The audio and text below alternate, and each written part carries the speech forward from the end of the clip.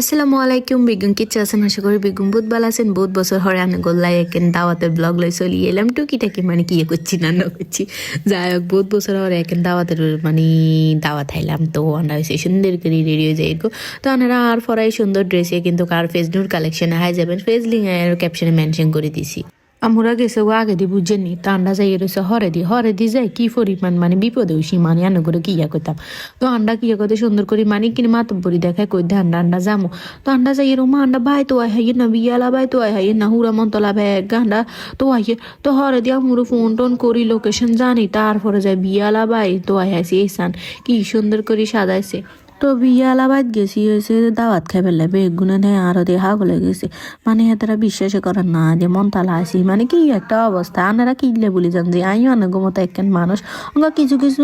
আফুরাক করব মা তুই কি এমন একরে তোর হলো বেগুন হাগল হয়েছে বিশ্বাস না করলে কি আর করা আনগর বিশ্বাস করে দাম হেতার না যাই হোক তো আর বেগুনের লগে ছবি টবি তুলতাম মানে বউর কাছে কেউ ন যায় বেগুন আর কাছে ভিড় রয়েছে বেগুনে আর লগে ছবি তুলে এবারে বউ মনে মনে কর না চাই কনছে না বলে হাই বউ হান লগা ন তুলি দিল কিনলে ছবি তুলে বোর মনে কষ্ট চা না আর নিজেরও তো মনে কষ্ট চাইবো ব্যাপারই কিন্তু কেন